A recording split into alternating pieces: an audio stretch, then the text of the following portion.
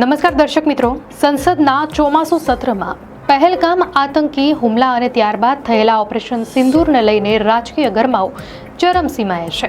આજે રાજ્યસભામાં આ મુદ્દે થયેલી ચર્ચામાં સમાજવાદી પાર્ટીના સાંસદ જયા બચ્ચને સરકાર પર આકરા પ્રહારો કર્યા. તેમણે જણાવ્યું કે પહેલગામ હુમલામાં જે લોકોએ જીવ ગુમાવ્યા તેમના પરિજનોનો વિશ્વાસ તૂટી ગયો છે અને સરકારે તેમની માફી પણ માંગી નથી.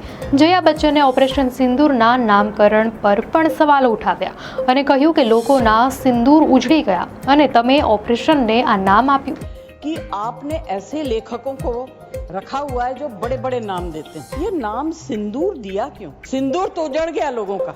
તો ચર્ચા દરમિયાન સભ્યોના અવાજથી નારાજ થઈને જયા બચ્ચને કહ્યું કે જ્યારે તેઓ બોલી રહ્યા હતા ત્યારે તેમને કોઈ રોકી રહ્યું નહોતું, એટલે જ્યારે તેઓ પોતે બોલી રહ્યા હોય ત્યારે પણ તેમને ખલેલ ન પહોંચાડવી જોઈએ.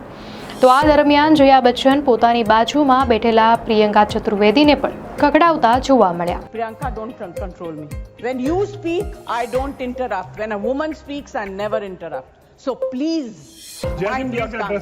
તો આ મુદ્દે મંગળવારે લોકસભામાં વડાપ્રધાન મોદી, ગૃહમંત્રી અમિત શાહ અને રક્ષામંત્રી રાજનાથ સિંહે પણ જવાબ આપ્યા હતા. જોકે વિપક્ષ દ્વારા હજુ પણ સવાલોનો મારો ચાલુ છે.